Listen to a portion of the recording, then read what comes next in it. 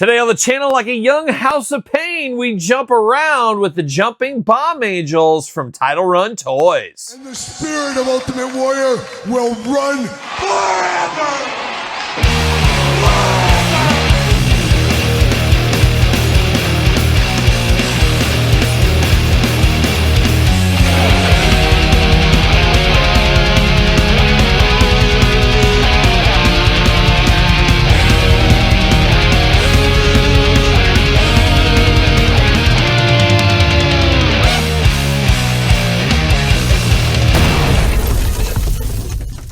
Welcome everyone, Kyle here, and welcome back to the channel for another Title Run Toys Retro Wrestling unboxing and review. And today on the channel, we got a first time in any toy line, as far as I know, with the Jumping Bomb Angels, one of 1,500 edition. But of course, for all your Title Run toy needs, I guess TitleRunToys.com. But for everything else wrestling related, hit up Ringside Collectibles, use code Kyle. Save yourself 10%. Got to get a deal out there. And you know we're going to do this review like we do all the other reviews on the channel. We're going to take a look at the packaging. We're going to talk about it. We're going to unbox it. We're going to talk about it.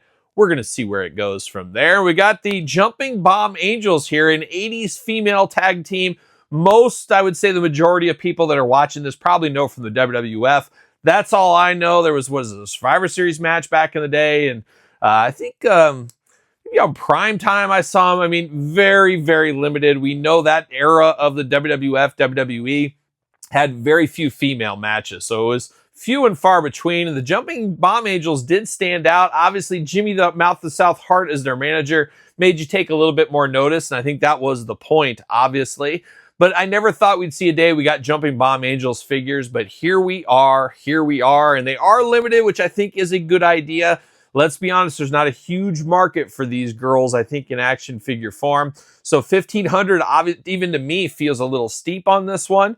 But we'll see how it goes. Now, one thing, speaking of steep, very steep price point, $74.99 on these. That puts a lot of people saying, I want them, but I don't want them that bad. Really wish this was around $50, especially with the mold reuse, but it is what it is. We don't know the behind the scenes of the cost to produce this stuff, shipping, all that kind of stuff, which does bring up this one. It was supposed to be an in-stock drop. There was issues with that. At the end of the day, Title Run Toys, they sent out an email. They apologized. And they'd be the first to admit it, I think, at this point, that we thought we were going to have them like the next day and it didn't arrive and there was a delay. It's just, I think there was a lesson learned there, but it's not like it was Power Town where they disappeared into the night. They were very forthcoming. Everybody that pre-ordered them, they got emails, they posted on social media. You know, it was disappointing, but at the same time, I think we've all moved on with it. I didn't lose any trust in the company. I don't know why anybody would. Mistakes do happen a time or two, I guess. But the Jumping Bomb Angel at $74.99 is a pricey pack. I almost hate to unbox it, especially with the price point here. But you guys know I'm a modern-day Mr. Wizard, a modern-day Bill Nye the Science Guy, and dare I say, a modern-day Beekman from Beekman's World. Somebody's got to be a scientist around here, and I'm taking the mantle. I'm taking one for the team and my wallet on this one for $75.99. Now, in a plot twist, I thought I ordered the Beverly Brothers. I did not order the Beverly Brothers. I thought I did. I don't know if I clicked away from my shop app too fast. I don't know what happened. I didn't get the Beverly Brothers, so I don't know if I'll ever get those. I'm sure maybe they'll be in stock eventually, but I didn't get them. I did not get them, so we'll see what happens with the Beverly Brothers in the future. But enough jibber jabber out of me. We're going to do this review like we do all the other reviews on the channel. We're going to take a look at the packaging. We're going to talk about it. We're going to unbox it. We're going to talk about it. We're going to see where it goes from there. So let's look at the packaging. First off, I wish I could just stand the packaging up. It does not. The bubble, I wish it went down just a little bit more so you could display it on the shelf if you want to. You do got the J-hook, so you could hang it, but it would be nice to be able to stand it up. Not in the cards on this one. I do appreciate the kind of pinkish color, very Easter coloring there on the package. It gives it a little feminility, female vibes. English, my second language, of course. You guys know I speak Algerian is what I lead with. Usually you got the 1 of 1,500 sticker over there. A little bit grainy in the picture. Maybe it's pretty hard to get good photos of the Jumping Bomb Angels. I'm not exactly sure, but a little grainy going on there. TRT, got to be branding, got to put that logo out there. And then you got the two girls here. I'm going to absolutely butcher their names right now. We got Norio Tatino and Etsuki Yamazaki. Oh, from the Yamazaki fortune, I believe, if I'm not mistaken. Comes with the Soaring Angel Strike and the Jumping Bomb Drop Kick. How about that? Good for them, though, to get their own figures, though. I'm here for it. I'm here for it. And then on the back, you got the cross-sell, and we got some mystery figures. Can we figure those out? I'm going to look at them and see if I can figure it out. We got the file card down low. We'll read that. QR code, all kinds of stuff on the back. Black and white, Hasbro style as well. We do got Mike McGurk from the Run-In series. Sergeant Buddy Lee Parker, watch out for him. And then we got Lodi, and it says Lodi Rules on his sign. Now we do get the pictures down below, and I know who these are. It's Adrian Adonis. And once again, I thought I ordered the Adrian Adonis, like the biker Adrian Adonis, the limited one. And I didn't order it. I don't know what's going on. I'm having some kind of issue at my checkout, or I'm just abandoning checkout, and I thought I hit purchase, and I didn't. It's a whole thing. It's a whole thing, apparently. Mark Merrow looks to be that middle one, and then it's Nikita Koloff on the end. So we got some heavy hitters coming in the future. Jumping Bomb Angels, height 5'5" each. They're each 5'5". Combined weight 290 pounds. Origin Japan. Oh, watch out. Women's tag team champions across multiple promotion. High flying, fast paced style revolutionized female wrestling, and that is true. That is true. They're known for that. It seems like when everybody talks about it, like, oh, they were so ahead of their time. You hear that all the time. 1 of 1,500 once again. But for science, we take it from the card. We're removing it.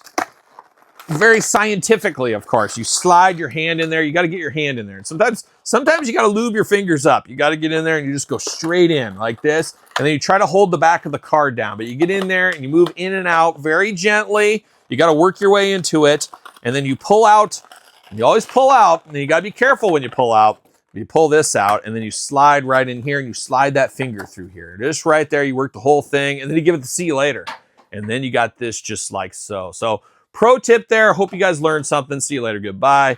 Plastic Prison. I immediately forgot their names. I could never tell you. One of them's from the Yamakazes or Yamazukis. Something.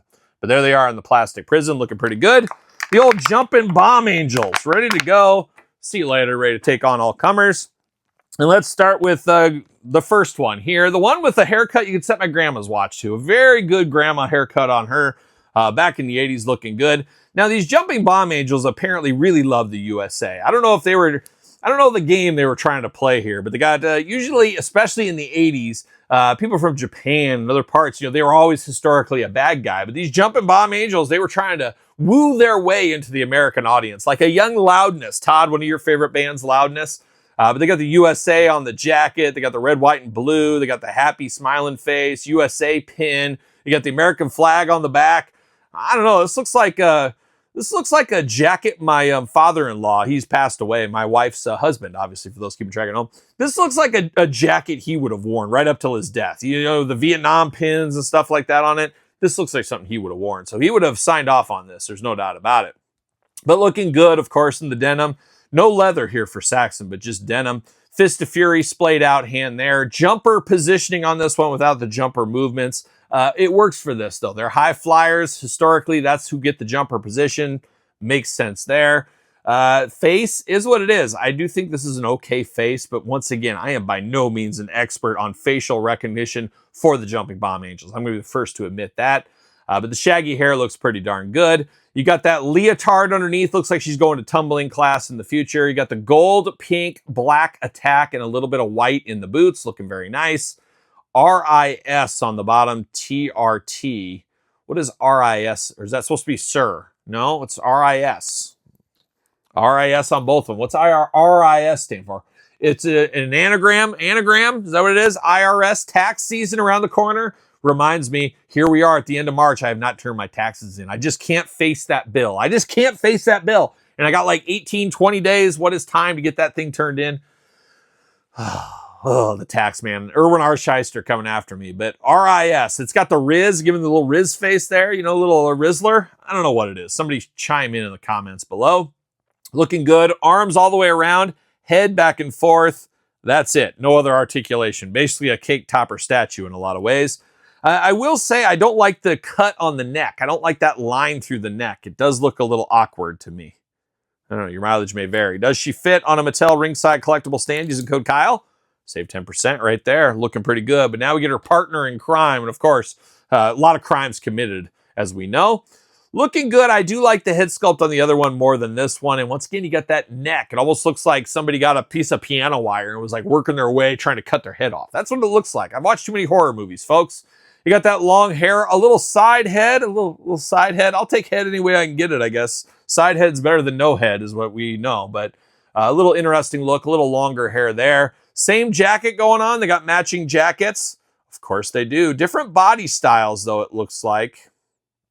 It does look that way to me. So looks like she's a little skinnier is what it looks like to me.